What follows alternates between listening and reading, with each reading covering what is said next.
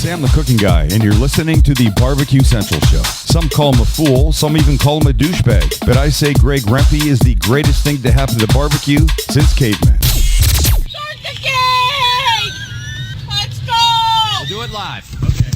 Well, do it live! I'll write it and we'll do it live! So to get that perfect barbecue, you use wood. Are you sure it's safe? Whatever. We put the lighter fluid on, strike the match, and... Oh! Should we call the fire department? That might be a good idea.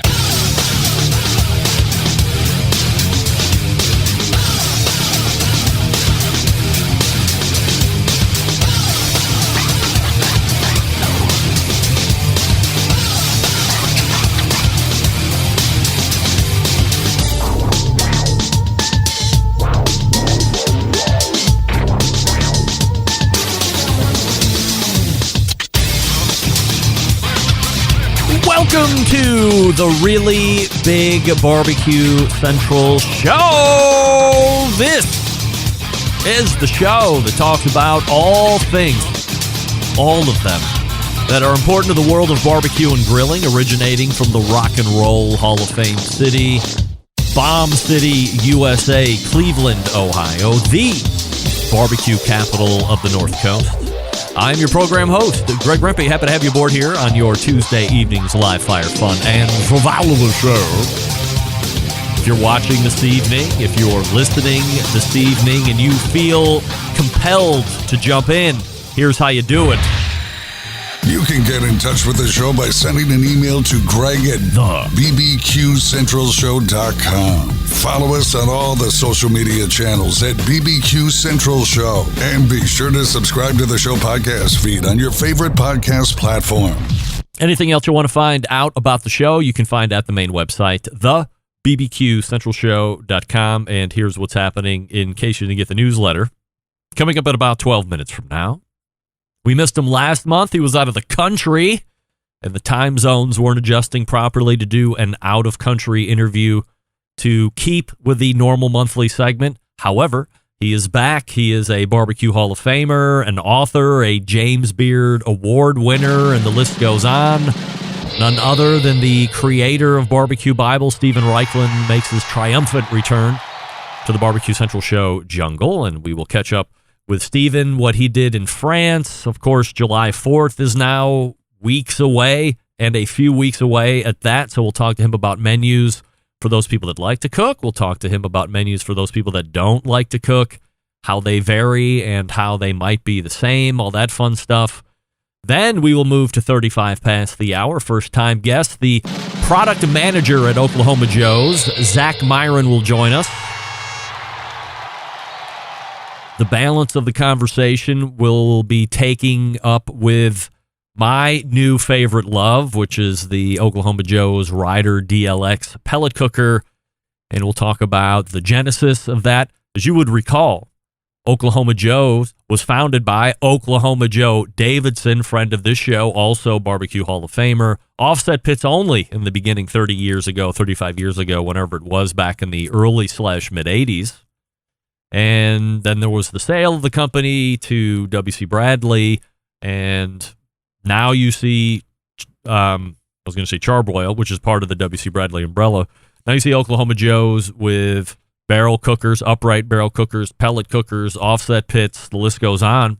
So they have certainly diversified within the brand there, and we'll talk to Zach about why they decided to get into the pellet game when there's a host of other pellet manufacturers out there, and what sets this current version apart. We'll also get into a little nerdyism with differences between version 1 and version 2. Currently, version 2 is out, but there was a version 1 a couple years ago. That was the original launch. So we'll talk to Zach Myron, first-time guest, about all the Ryder DLX stuff. And then we'll move into the second hour. Much like Stephen Reichland just happened to miss last month, my guest in the second hour missed his quarterly visit at the end of June, but we will welcome back in victorious fashion Daniel Vaughn, the Texas Monthly's barbecue editor.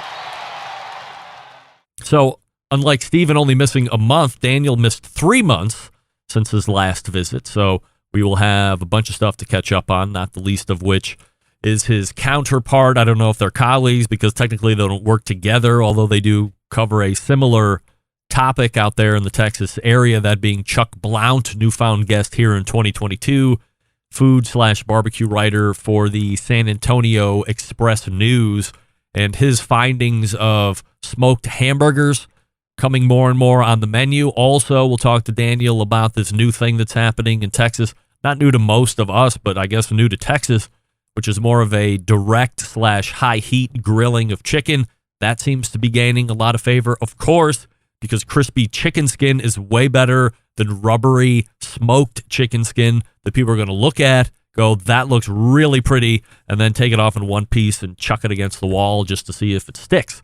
Now you can eat the whole thing from start to finish, and few things are more delicious, more indulging, and more gluttonous than eating chicken skin. It makes you feel all wonderful and all self-loathing all at the same time. So we'll talk to Daniel all about that, plus many other items, some Barbecue Hall of Fame stuff, all that. Now, with any open time we have after Daniel, we will fire up the game show machine, go into the prize closet. You might have a chance to win something. We'll see. But who knows? Daniel could take the balance of the second hour, and we'll call it a day at the end of the show from there. So that's what's happening here this evening. Don't forget, you can follow me socially, Instagram, Twitter, TikTok, Snapchat at BBQ Central Show.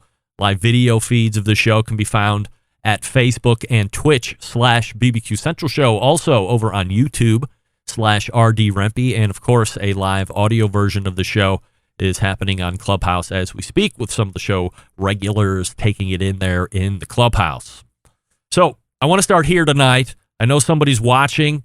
This is his second week in a row. He's very young to be listening to me. However, he does happen to be my nephew watching right now, and we welcome in a new fan of the show and a favorite of mine, Joe Clota.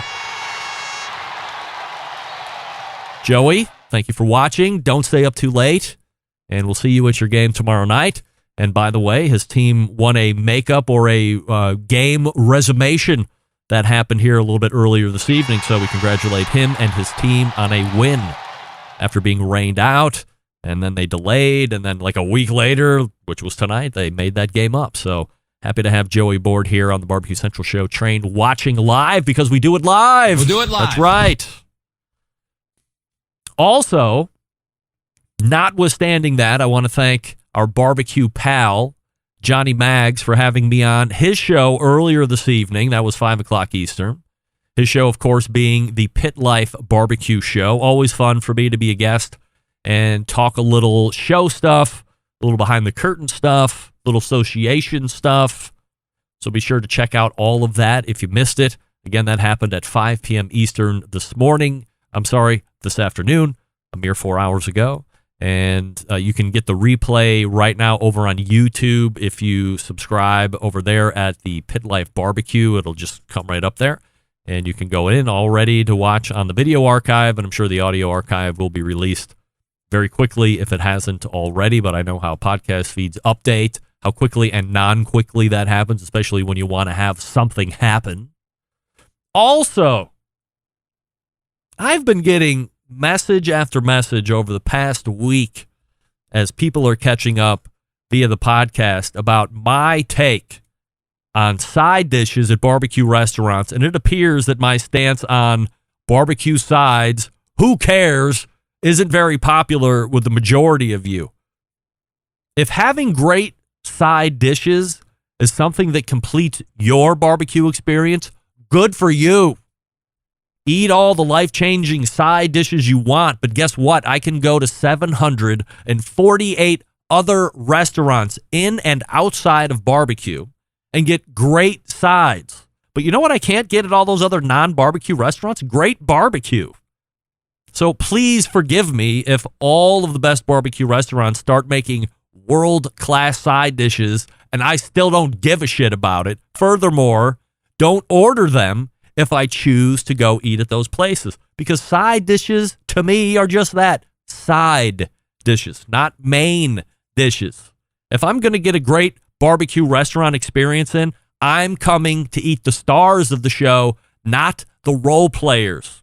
Like many other things in life, I appear to be in the minority, and I am just fine with that. You eat the sides, I'll eat the barbecue, and that's that. Dennis in Colorado writing in with some show feedback. Greg, great segment with Meathead last week.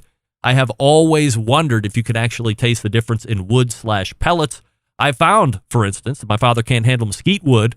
It makes him sick, but other woods just fine. Also, the John Marcus segment, spectacular. You should consider adding a third hour and doing one of those in-depth interviews in the extra hour. Regards, Dennis. Dennis, always appreciate the feedback. Bill in Texas. Greg, I'm finally compelled to write into the show after hearing the John Marcus story. Wow, wow, wow. Pitching Bob Hope in person as a 19-year-old back in the day? Can you say brass balls? Pals with Al Franken, working with Bill Cosby on a daily basis? And his stories went on and on. Holy crap. I knew he did barbecue TV, but didn't realize the scope of what John had accomplished. Thank you for doing the story of John Marcus for us. How cool it must be for you to interact with him on and off air. Lucky you. Love the show. Been listening for 12 years. Regards, Bill. Bill, it is cool for me. And thank you for listening for 12 years, by the way. I love that. More on the John Marcus segment as we get through the show.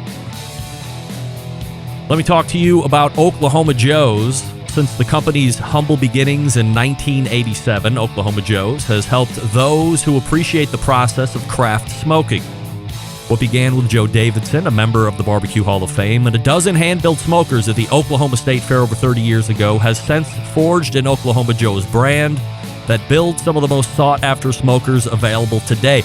Oklahoma Joe's has a proud history of creating unique, uncompromising smokers and grills that are carefully crafted. The design and the newest generation of the popular Rider Series pellet grills carries on that tradition. The new features in the Oklahoma Joe Riders Deluxe Pellet Grill include a Pit Control 2.0 system that delivers the category's first dual sensor temperature control. Fire-focused dual sensor feedback optimizes temperature control based on selected cooking style, low and slow smoking or high heat grilling. A power feed system that boasts a high torque auger motor that provides power to dig through all of the most demanding pellets, and you get the performance along with it. The new Rider Deluxe series builds on several popular features, including smoke and sear modes, which feature an impressive temperature range that runs from 200 degrees of smoking to a 650-degree searing hot high end, and a 20-pound quick drawer hopper that allows you to unload unused pellets in seconds for simple storage, removal, and swapping of pellet flavors, if you're into that. Where do you find out all about it? OklahomaJoes.com. That's OklahomaJoes.com. You can find out about all of that right there at the website, or go check one out in the retail location. Stephen Reichlin is ready to go. We will talk to him here in just 1 second. You are listening and watching the Barbecue Central Show. We will be back right after this. You're listening to the Barbecue Central Show, presented by the Rider Deluxe Pellet Grills from Oklahoma Joe's.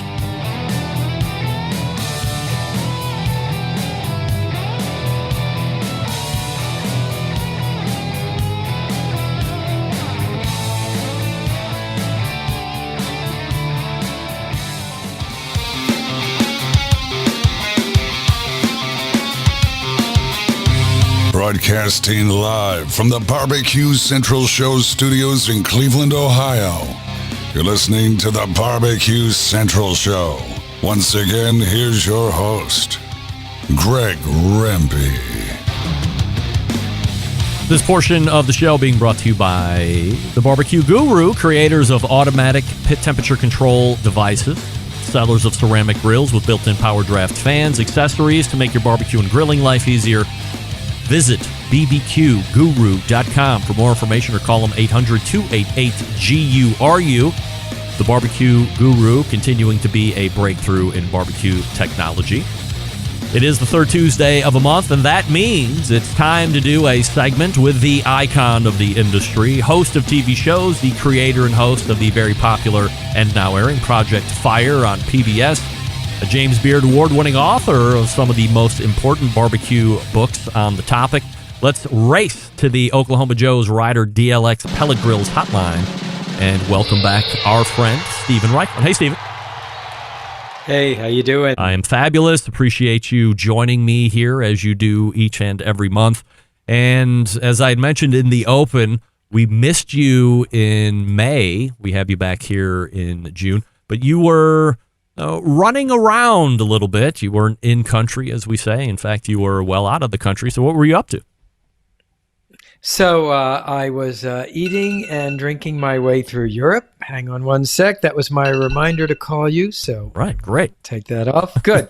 Eating and drinking my way through Europe. It was part research trip, part pleasure. We flew into Spain, where in Barcelona I found a fantastic live fire restaurant, brand new, called Darvaza.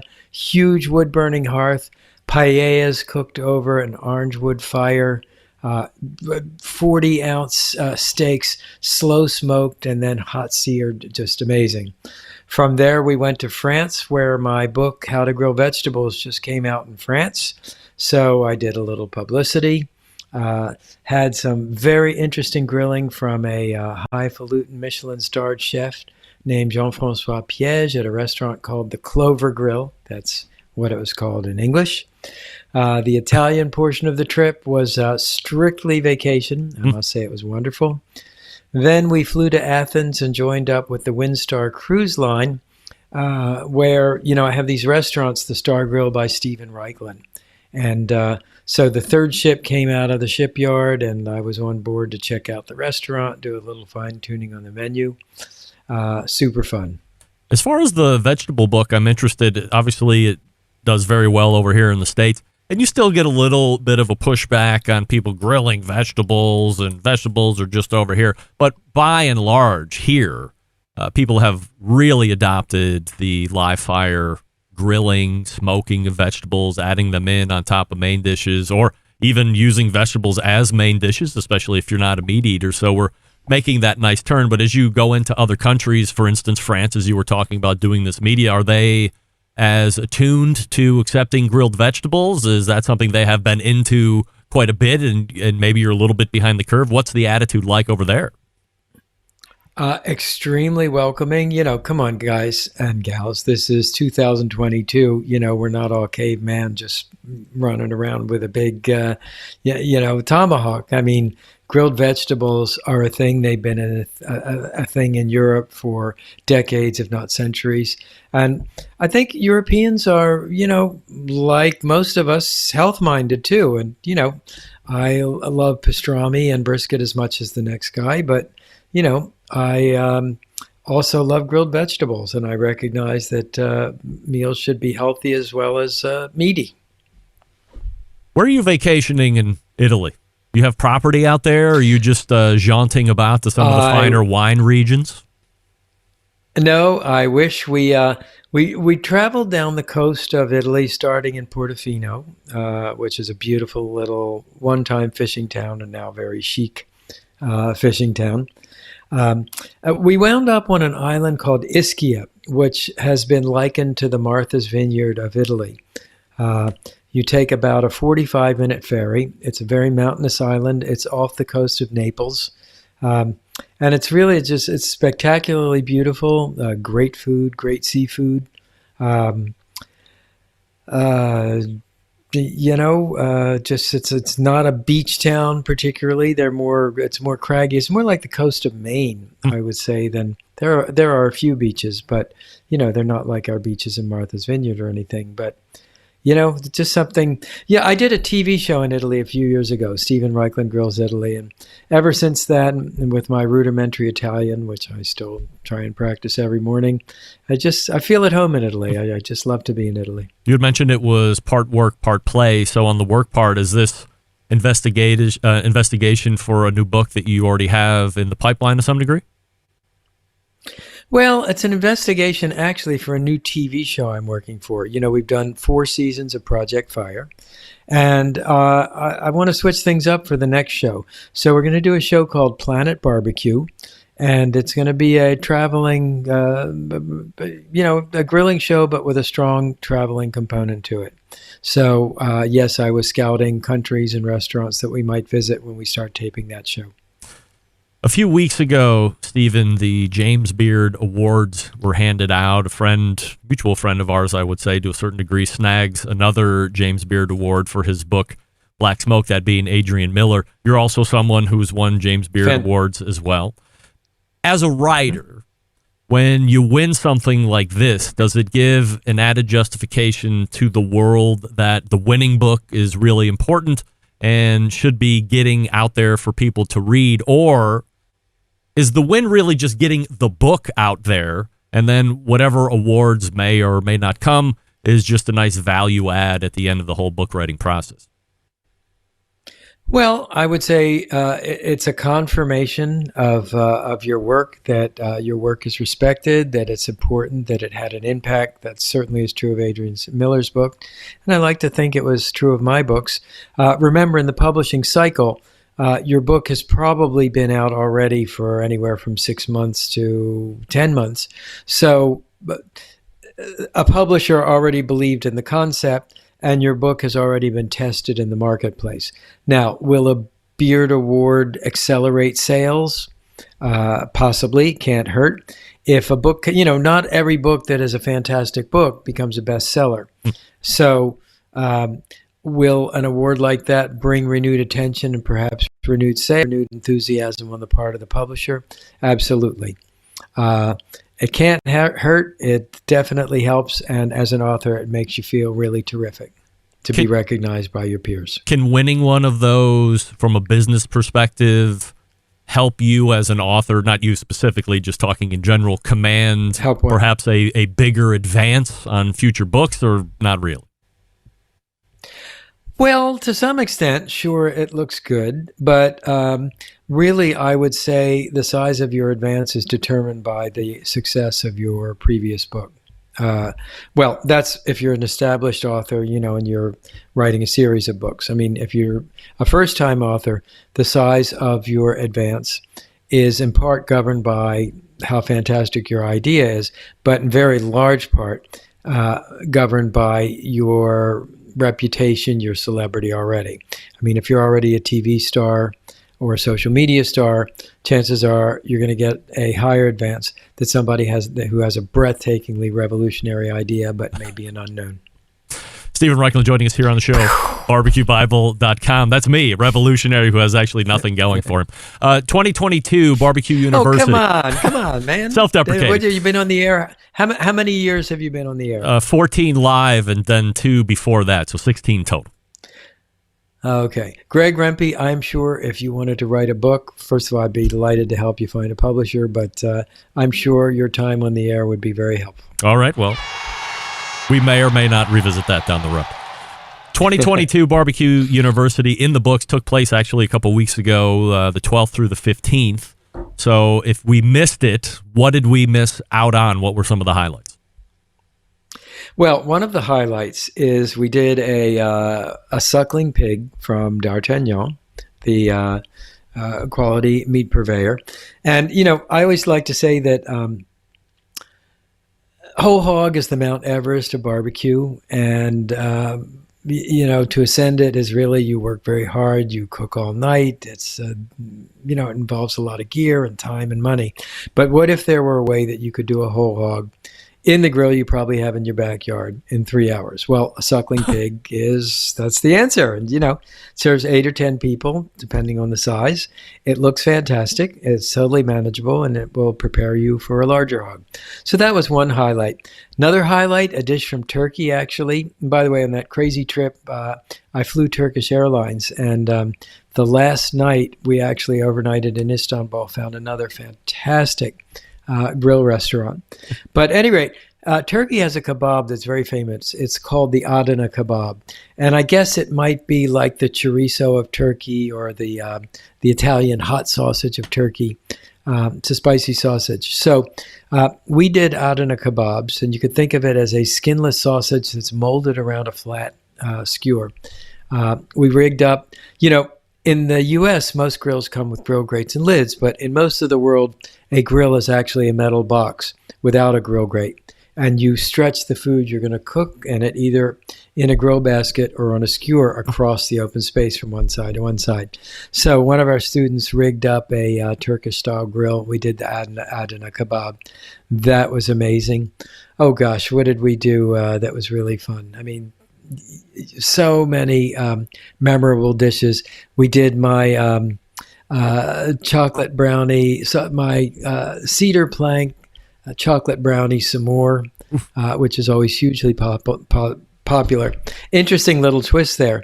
The resort actually made these artisanal homemade marshmallows, and interestingly, they did not melt and brown as well as the cheapo marshmallows you would get at Costco. So That's why you use Kraft American Singles on cheeseburger. They're plasticky, cheesy crap, but when it really counts to have a nice melt on a cheeseburger, then that's the one you want to go to, and everyone really loves to have put on there. So totally get that.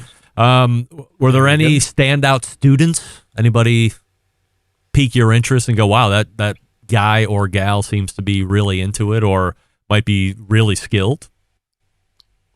There was a very prominent social media influencer, and I'm not going to mention his name because I don't know if you would want me to or not. Does it rhyme with any rate? Ooga?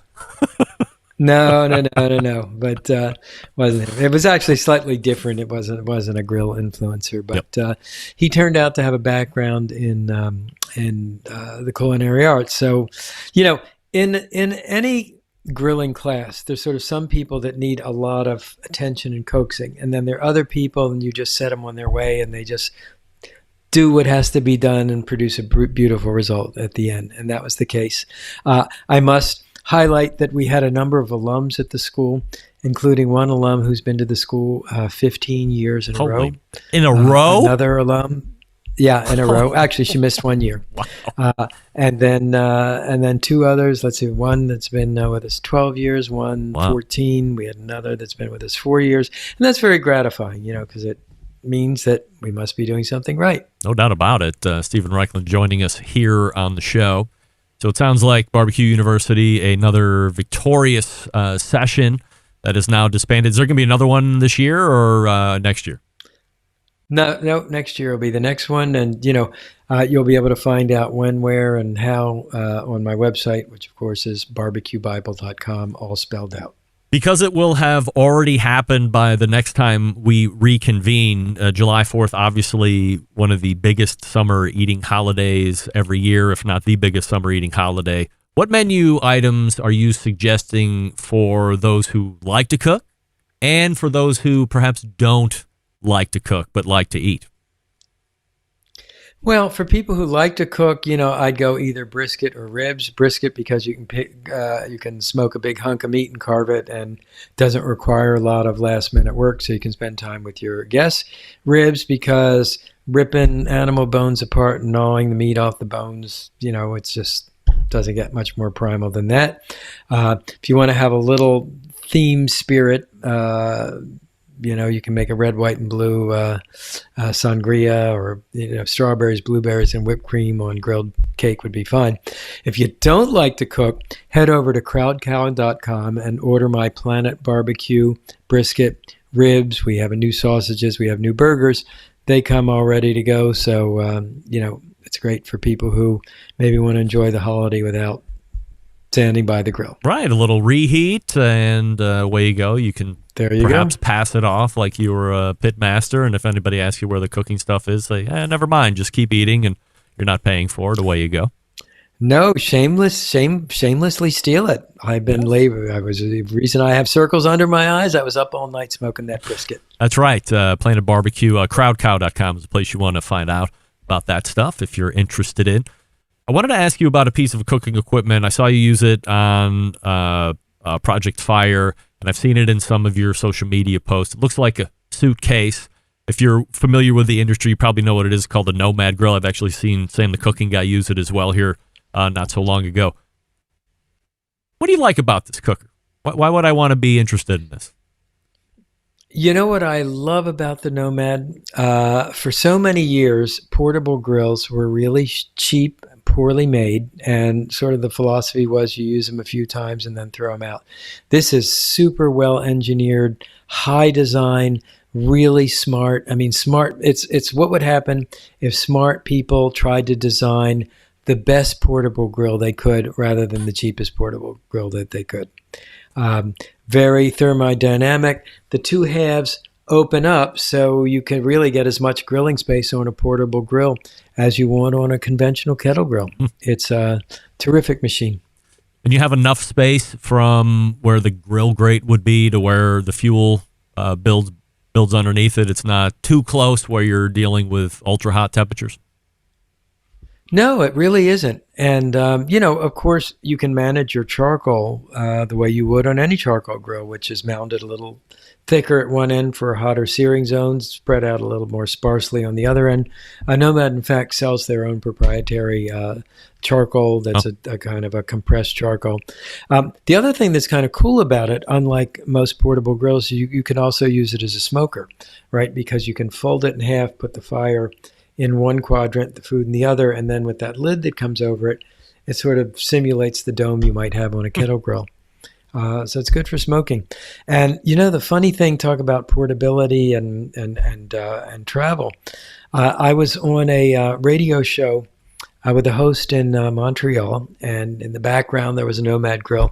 The guys that run it tell me that they are, I believe, in 30 or 40 different countries. So really, that Nomads have been spotted. So it's really nice to see someone take a cliched piece of equipment, a portable grill, and bring intelligence and function to it. So we're getting new listeners each and every month, each and every week, however people are stumbling onto the show. I don't know what their level of outdoor cooking is with live fire. So for a summer treat, I've always told folks, especially when they're coming over just to eat and maybe they don't really know too much about it other than burgers and hot dogs, and tonight, aside from the main dish, I'm going to make a grilled salad, and the eyes get wide and they're like, what do you mean grilled salad? What's your best recipe on grilled salad, and what do you like about it? Well, probably the best and easiest and most logical recipe would be a grilled Caesar salad. And I discovered that at Walt's Wharf in Seal Beach, California, back when I was writing BBQ USA. So that was a couple decades ago. So it's not really new.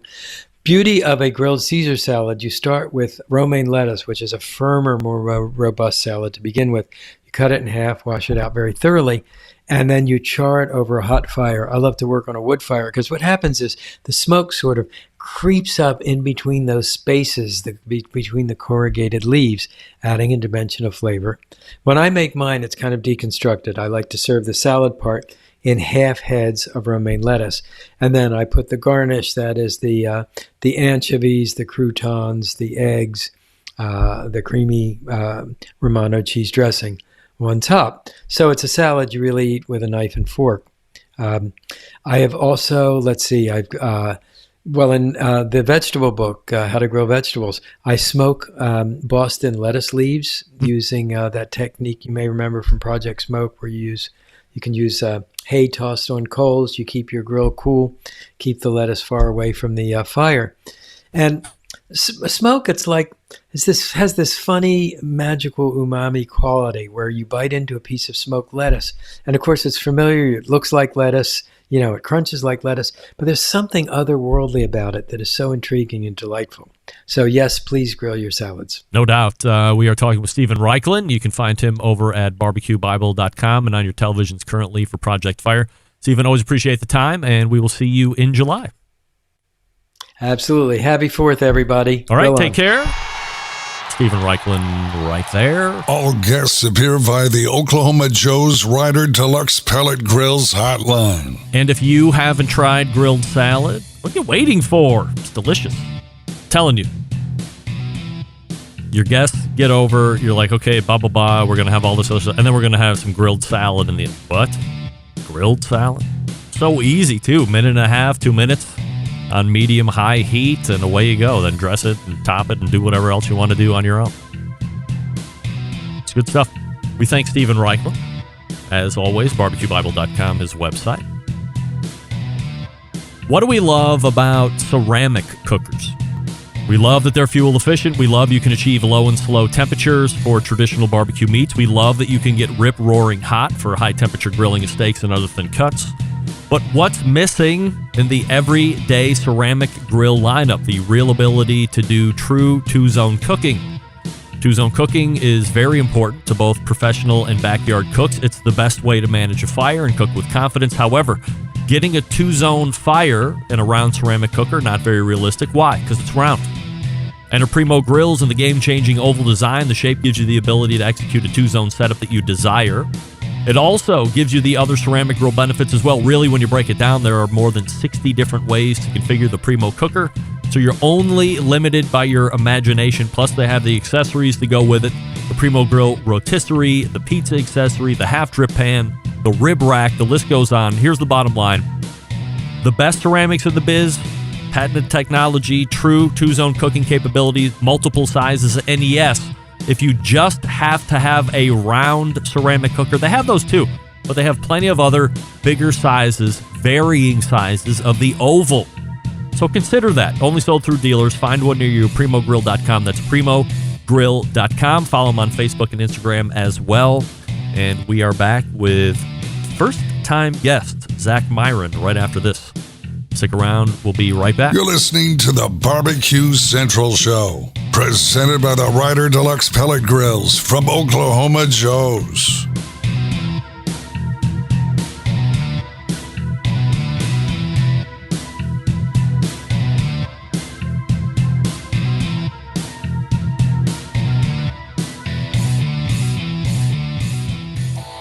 Howard Stern, Jim Rome, Dan Patrick, and Greg Rempe. The Mountain Rushmore of talk show entertainment. Now, let's get back to the Barbecue Central Show. We thank Stephen Reichland for joining us last segment. This portion being brought to you by cookinpellets.com, your number one source for quality wood pellets for all your pellet-driven cookers. Visit cookinpellets.com for more information or to purchase. You can also see what other cool things they have to enhance some smoke flavor in your cooking devices. Cookinpellets.com. We all know that I had some initial issues with my Oklahoma Joe Ryder DLX pellet cooker, which have since been resolved, thank goodness. But going through that, I thought about what the behind the scenes looked like for a company and how they actually got a cooker to market that has never been part of their makeup before. How long does it take? Why pellets to begin with? How improvements are made? All the fun stuff. Luckily, I was able to track down my next guest with some help from my guy Scott Moody. So let's go ahead and race over to the Oklahoma Joe's Ryder DLX Pellet Grills hotline and welcome first-time guest to the show, Zach Myron. Hey, Zach. Hey, Greg. How you doing, man? I am absolutely fabulous. Appreciate you joining me here on the show. Stephen Reichland was just on before you, Barbecue Hall of Famer. Are you a grilled salad guy? No, but I'm going to now because that sounded interesting. Have you ever heard of that before? I don't think so. Yes. I've heard of a wedge salad, a Cobb's, all kinds of different salads, but I've never heard of smoking lettuce. So that's definitely something I'm gonna have to try out now. Before we get into the Oklahoma Joe's Ryder DLX ins and outs and guts and all that fun stuff, quick background on you personally and professionally, if you did anything before Oklahoma Joe's. Yeah, man. So I joined the service out of high school. So I spent the first about 7 years in the Army, and then got out. And I've been with Charbroil for about 7 years as well.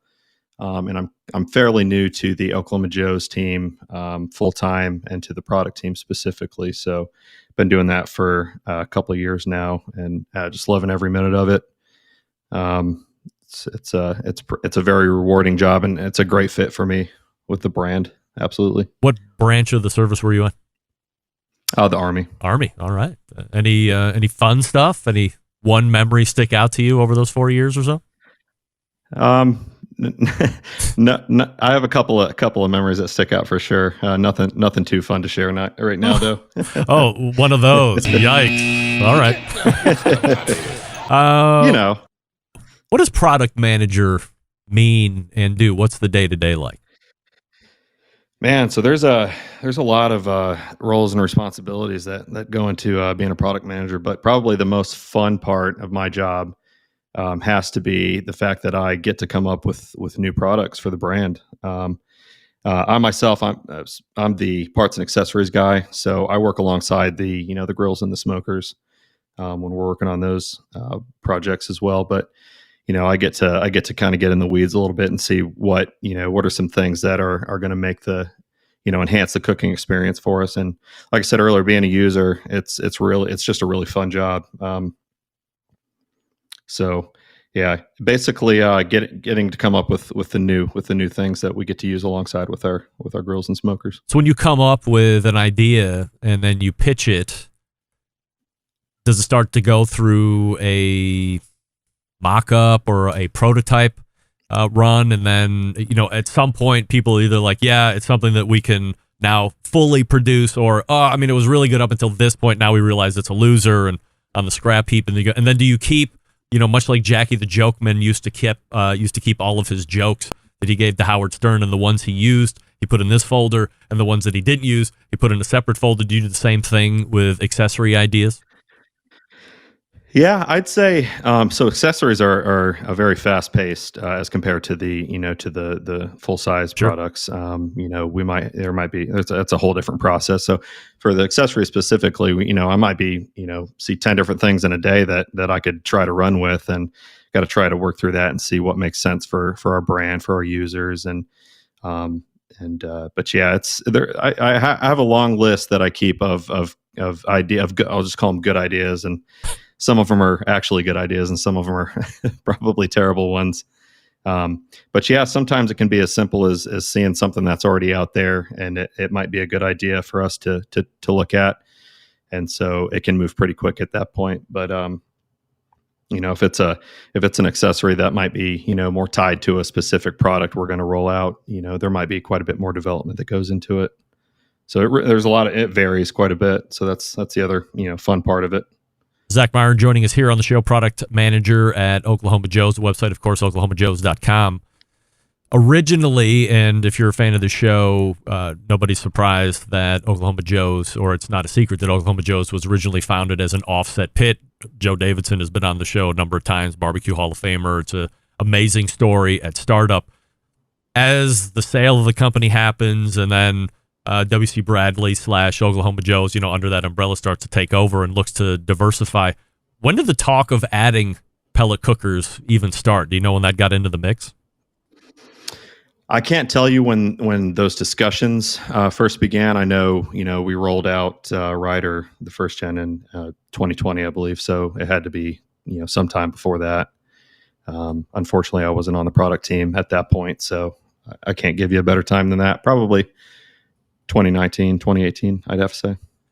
When something like this is happening, how much is the company evaluating, okay, this is what's currently happening in the market, and this is how we feel we might be able to stand out? In other words, where do you think Oklahoma Joe saw a market opportunity to bring that first version of the Ryder to market? Sure. Yeah, I think so. We're always looking for trends and what's happening in the world of barbecue, and what is some of the competition doing. And Traeger, obviously, I don't have to who everyone knows Traeger started the whole pellet thing, and so it was it was a huge opportunity. And so I think we took a long hard look at it and said, yeah, okay, this would be worth our time to get into. That being said, we're gonna do this the right way. We don't want to just rush out a pellet grill to try to get a chunk of this. We want to give a thoughtful product to our users. So, yeah, I think to answer your question, yeah, it was definitely a huge opportunity, and we just wanted to make sure we did it right. Currently, the Generation 2 or Gen 2 or whatever you call it is in the market right now. So if we look back at that initial release, or let's call it Gen 1, for instance, what was good, what went well with Gen 1, and what didn't go so well? Yeah, we had some category firsts, as I understand it, to the pellet world, and some things like the quick draw hopper, the removable ash cup, the kind of integrated accessory, flex accessory program. the smoke sear zone. Some of those things we really looked at. Okay, what is a pellet cooker, and what are the shortcomings of it? And we tried to answer those questions, and I think we did a pretty good job at that. So I think we nailed it from kind of an innovation and a user experience dynamic. I think we learned some lessons. First time really in the electronics business. So there were some lessons there. I think some things like the auger motor, temp sensors, just the pit control itself. I think once we got it out there and we're able to see how our users were interacting with it, it taught it, showed us some things that we're able to work on. What is Gen 2 bringing to the market now? Like, what were some of those major improvements that you think put it over and above where the first roll was? Yeah, so mainly the pit control 2.0. We kind of revamped the pit control itself, and it's a bit more of an intuitive experience. I think there's timers on it you can set down. There's option for 4 meat probes coming out of the controller. It can go. There's 2 cook chamber temp probes for a much more accurate monitoring. There's little things like rubber treaded wheels and swivel casters. That's an unbelievably smooth rolling for how big it is specifically. But we kept the accessories are a great component to this, and we kind of obviously kept the ability to use those and are trying to add some more. But basically just wanted to bring a little bit more control and a bigger one thing I almost forgot. The one thing we definitely took a look at was the auger motor. And so this Gen 2 has it's over twice as many like Newton meters, so torque, as the Gen 1 initially launched with. So that's quite an improvement there. And there's also some really cool technology that went into the auger tube itself. We were able to get some innovation in the auger tube itself to try to relieve some of those jam problems people experience. So yeah, just all around, just trying to look at what those pain points were and how can we fix them for our users. It's a nice big LCD screen, big roll knob. That's nice. Push it in to set, much like some of the other things do right now, although they're typically much smaller than that big wheel that's on the Rider DLX, at least to my experience here. And it's been fairly short-lived, but working through it right now. What's not on there? Wi-Fi, an app control. Do you guys follow the current lawsuit that's going on with Traeger and Green Mountain Grills? And does that, I'm speculating, maybe there was some talk with OKJ that you're like, we got to get this on here. And then quickly you look at where the market is and you're like, oh, wait a second, there's a lawsuit going on. Well, we were just going to hold back and see how everything shakes out with these guys first before this is something we decide we want to take a look at installing on a grill. Yeah, it's like, we'll wait and see what happens there. No, I'm not personally, I'm not intimately familiar with the details of that. I'm sure there are some folks on the team that are. I can tell you what I do know is whether it's an app or some kind of technology or whether it's kind of a more fundamental basic redesign or feature on one of our offsets. Anything we do is it's gonna be done right, and that's kind of the mindset we have at it. So to get back to your question about more technology on it, we're certainly for adding technology as it comes along in the game and seeing what we can do with it, but it's got to be done right. We're not going to rush anything out just to get it out the door and say we have one too. That's You have a unique perspective here. I love to ask this question to all the especially pellet cookers that come on here, because as you said, it's they're all of a sudden quickly becoming a software and technology company instead of just a hardware / cooker company like they had been in years past. When you guys are putting technology on here, is there a running debate within whoever the brain trust is in we need to have at least X amount of technology on a cooker to make it competitive, because we don't want to not have it and have it be sitting by brand B that has it, and the consumer goes, well, this one has it, This one does it. I'm going to buy the one that has it.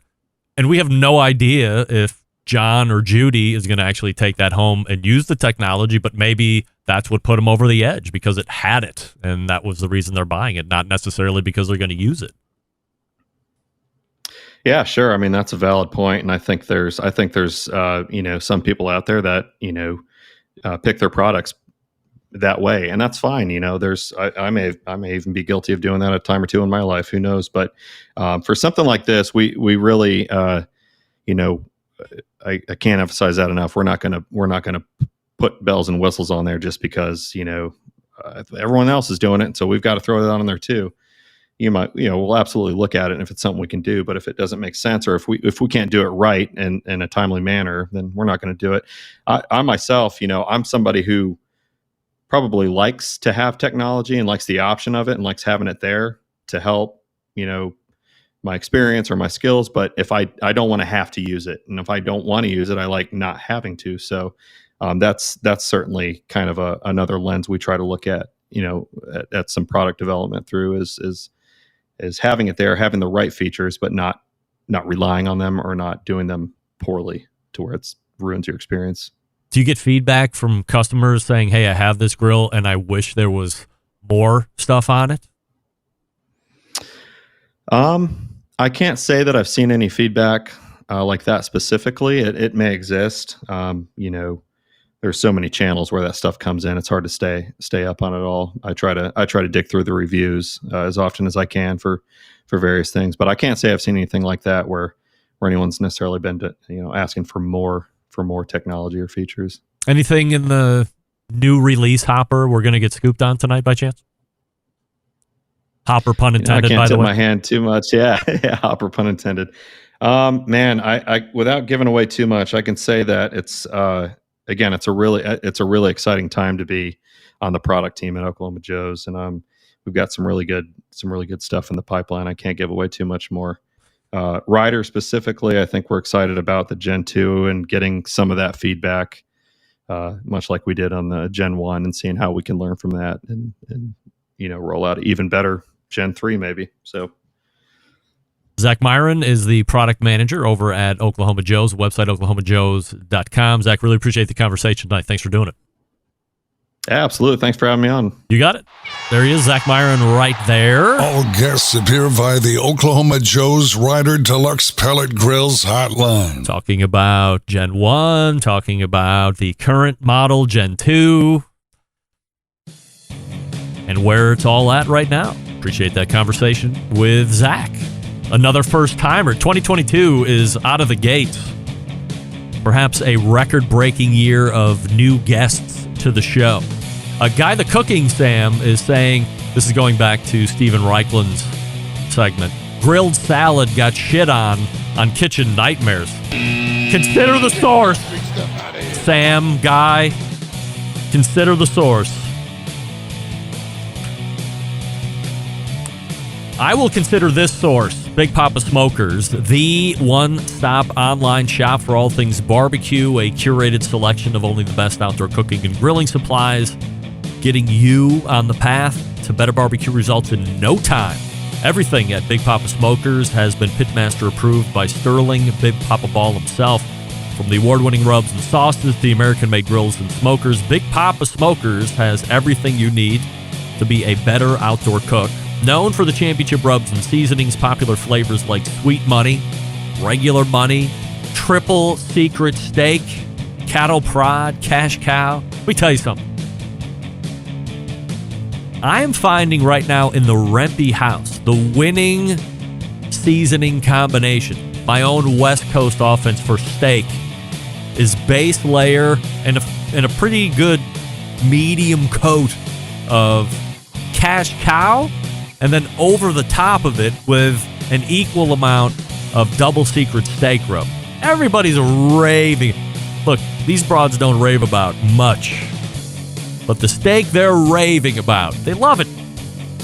So I recommend Cash Cow Double Secret Steak. Second, just my suggestion, you do what's right for your palate. They also own Granny's barbecue sauce. So if you want a new go-to sauce because you're tired of all the other stuff that's existing in the market today, why not give Granny's a try? And they're selling cookers. You know this. Are you looking for a versatile smoker that's easy to use?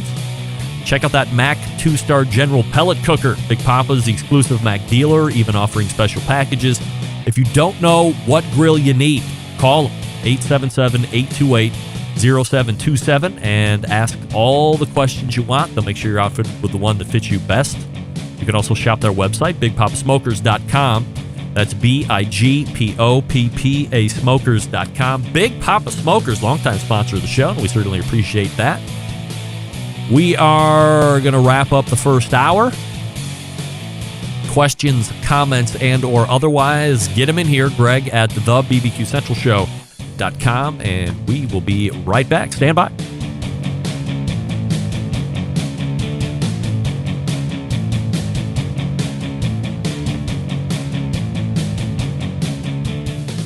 Continuing to produce incredibly mediocre content in an exceptionally professional way. You're listening and watching the Barbecue Central Show. Once again, here's your host, Greg Rempe.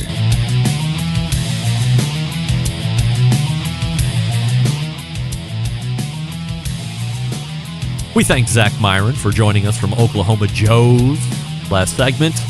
This segment brought to you by Fireboard. Monitor up to 6 different temperatures simultaneously. Connect to Wi-Fi for cloud-based monitoring. Or connect via Bluetooth if you have Alexa or the Google Assistant in your home. You're in luck. Fireboard is fully integrated with both. Find out more by visiting fireboard.com or call 816-945-2232. That's 816-945-2232. Working on a upcoming conversation with Ted Conrad, one of the principals over at Fireboard. He's actually getting a new microphone. He sent me a email the other day and said, hey, looking into this mic, what do you think? That's a guy who's ahead of the game. He is ahead of the game. He knows sound quality is numeral uno when it comes to this show. You want to make your listening experience nice, like, everybody? This comment coming in from Guy the Cooking Sam. This gets more corporate every month. Does it? Get that big stuff out of here. Great entertaining content from people who may or may not be sponsors of the show is corporate? Guy, how dare you? How dare you? I can make this show corporate. Don't make me do that. I'll wear a suit. We'll punch in and out. We will never go overtime because I don't want to pay anybody overtime. We'll start at X. We will end at X. I will be in a suit. You will be required to wear professional dress as you're listening and watching. It will not be fun. So, I'll keep doing it this way if that's all the same. Of course it is. If you have questions about the rider, or if it's something that you're considering, you should email me because I'll be pretty much learning right along with you. Mine is only a couple weeks old because they sent me a new one because the first one didn't work. But the second one is up and running. I've done so far chicken on the sear portion of it. Much to my surprise, it's hot. Surprisingly hot for a pellet cooker, but that's what happens, I guess, when you have direct access over the burn pot. So that's nice. I've also done the very rudimentary sausage types. Bratwurst, Italian sausage, regular hot dogs, cheese-flavored hot dogs, cheddar-frilled bratwursts, all that. So I'm just waiting to get a weekend where we can do the full sous vide of steaks, and then I can get that DLX turned all the way up, sear mode, and actually see how well the searing takes place on steaks. That's what I want to see. I'm going to be very excited for that. Just got to get that a weekend. We're very busy. I mean, just this week alone has been harrowing. You can't really see it here. Well, you can see it here, but you can't see the puncture wound here where a neighbor's cat bit my hand, scratched me, infection in the hand because cats are dirty. We all know that because they pee on my floor on my computer. Had to get a tetanus shot, had to be on Augmentin, almost lost my hand because cats are crazy. And I was driving a U-Haul to Seton Hill yesterday to drop off some furniture for some rat hole that my daughter's going to be living in, slums out there. And the U-Haul broke down, yes. How's your week? We'll be back right after this. Stick around.